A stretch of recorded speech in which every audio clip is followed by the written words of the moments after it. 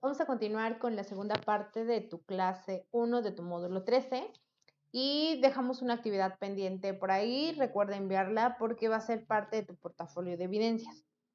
Bueno, continuamos. Como pudiste darte cuenta, en el mundo actual es multitemático y multifactorial, es decir, ofrece una diversidad de problemas que son estudiados por diferentes disciplinas. Por ejemplo, si queremos estudiar la pobreza, tendríamos que acudir a economía. Si el interés está centrado en los efectos de la violencia intrafamiliar, tal vez deberíamos llegar a la psicología.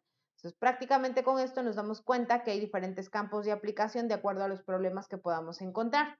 Otra cuestión muy importante pues es empezar a identificar cómo todos los campos disciplinares tienen diferentes problemáticas que pueden ser estudiadas y por qué es importante la argumentación aquí. Cada uno de estos puntos lleva diferentes herramientas de la argumentación. Cuando yo digo argumentar, no simplemente es poner mi punto de vista, sino algo que sustente mi punto de vista. Por ejemplo,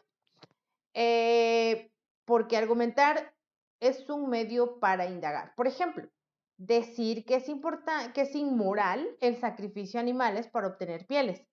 No se puede dar por sentado como una verdad. Tendríamos que tratar de investigar la respuesta con otras preguntas. ¿Por qué se dice que es inmoral? Porque en ningún lugar son necesarias las pieles. ¿Qué sucede con los lugares como Alaska y Siberia? Que se pueden sustituir las pieles por otro material, etcétera.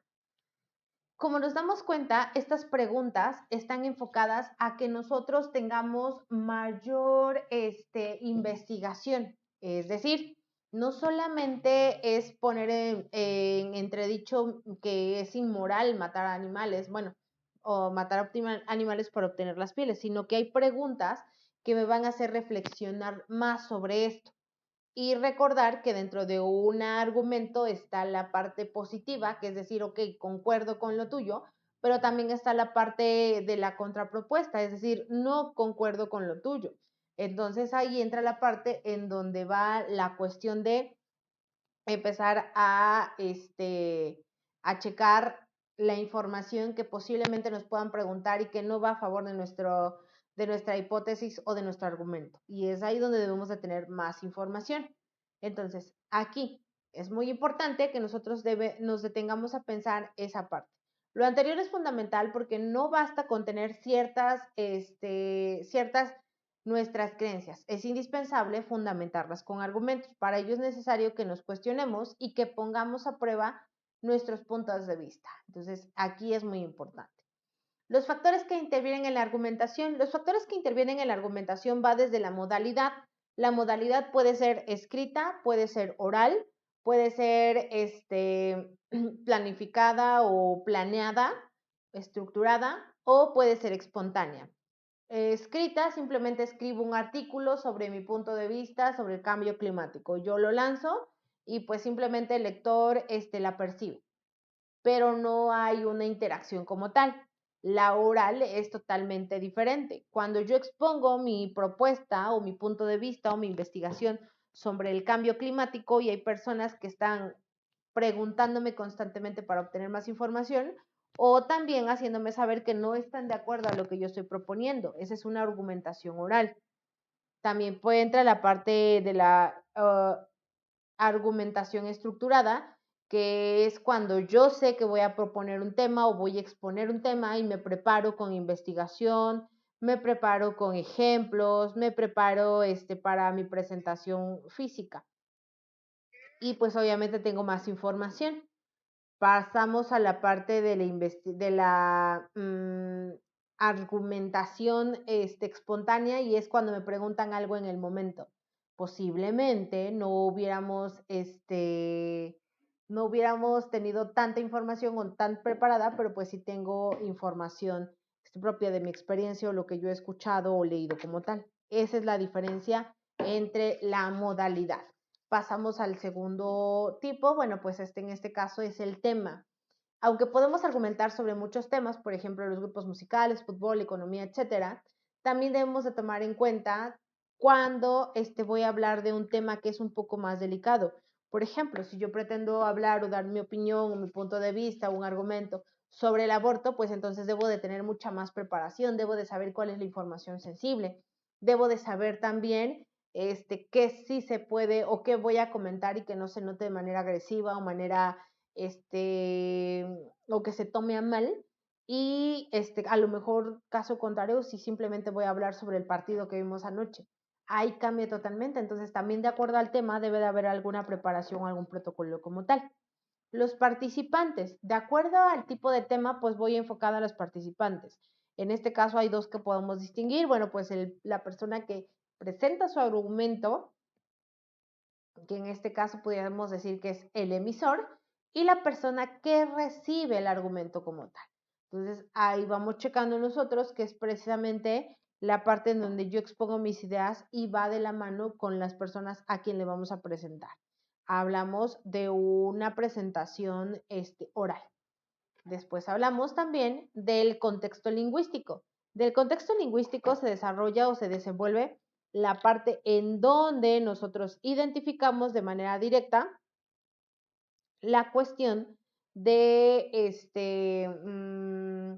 acuerdo al tipo de personas, es el tipo de lenguaje que yo voy a utilizar. Si yo voy a hablar a lo mejor de un descubrimiento sobre una nueva área matemática y voy a hablar de senos, cosenos, tangentes y demás textos o demás puntos matemáticos, pues tengo que ver el contexto en el que estoy, y si es para un grupo especializado o si es para personas que están conociendo mi información por primera vez, tengo que cambiar el contexto lingüístico. Y también pues la situación física institucional. Cuando hablamos de si la situación se rodea o a quién se desarrolla la argumentación, no es lo mismo que se lleve a cabo en una sala de conferencias o también a través del internet, cambia totalmente. La presentación, la forma de interactuar y demás cambia también, ¿ok? Esa es una parte importante que nosotros debemos considerar. La argumentación en los distintos campos disciplinares. Cuando empezamos a hablar sobre los distintos campos disciplinares, pues dice que cada uno de ellos tiene sus propias características y vamos desde la matemática hasta más. Dice, pues no se puede argumentar lo mismo la misma manera en matemáticas que en psicología. En general, en las ciencias experimentales, como hemos visto en módulos anteriores. El resultado científico es primordial, es decir, la experimentación, la contrastación de resultados, un número de prueba que sea confiable, etc. Por ello, parte de la argumentación consiste en la demostración de hechos. Por ejemplo, para señalar que la penicilina servía, pues se tuvo que hacer varios experimentos. Este tipo de experimentos, pues es investigación de campo. Entonces, no nada más es decir, creo que tal cosa puede pasar. No, es compruébame con hechos, con experimentos que sí pasan. Caso contrario, dice, en el caso de las ciencias sociales y las humanidades, la investigación es primordialmente documental. Es decir, se revisan distintas fuentes que nos permitan conocer los hechos para poder interpretarlos. Lo que es fundamental en esta investigación es que las fuentes sean veraces y confiables.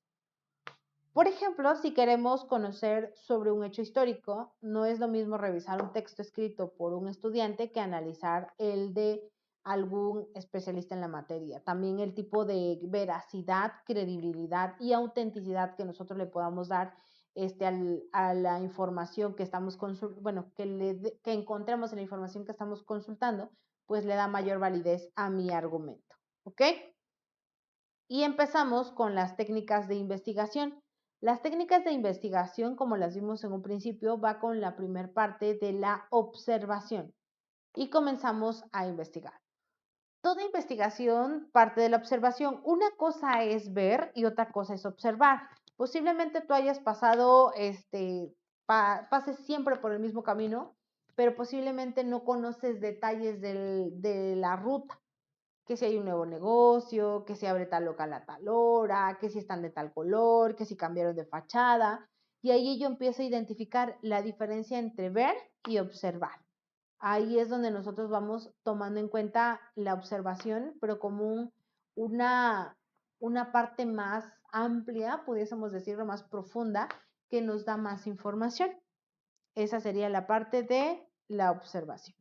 Vamos a nuestra tercera actividad. Dice, observa la imagen y contesta en tu cuaderno. De acuerdo a esta imagen, ¿de qué edad aproximada son los niños que aparecen en la imagen? Vamos a tener que checarlo. ¿Qué actividades están realizando? ¿En qué lugar están y cómo sabes? Todos los niños hacen lo mismo, hacen el mismo trabajo. Se me pasó la cuota, dice, ¿qué organización hizo este cartel? Esto es parte de la observación. Yo tengo que ser lo suficientemente capaz de encontrar esta y más información a través de una imagen. ¿Dónde están? ¿Qué ciudad puede ser? ¿Cuántos están trabajando? Si todos están haciendo lo mismo, si no están haciendo lo mismo.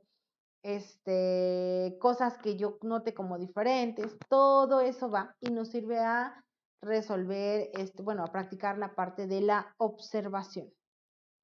Definición del problema, del tema y su problema. Una vez que observamos, lo importante es nombrar, es decir, definir el tema y la problemática. Pues en esta será la idea, bueno, pues hasta a través de esta se trabajará la idea central en la cual se fundamentará el argumento. Aunque ya lo mencionamos, es indispensable destacar que si bien la investigación que vamos a realizar tiene como finalidad argumentar, hay ocasiones en que un tema de investigación solo lleva a obtener información para explicar. Entonces, esa es una parte importante que vamos a realizar, que es la definición del tema. ¿Qué temas problemáticos podemos nosotros identificar? Investiga 5 temas que sean polémicos y sea necesario investigar para obtener una mejor argumentación. Alguna campaña política, a lo mejor algún acontecimiento local, algo que nosotros podamos identificar y que podamos resolver mediante la investigación y la argumentación. ¿Ok? Vamos a hacer una pausa y hasta aquí llegamos con nuestra clase 1 del módulo 13.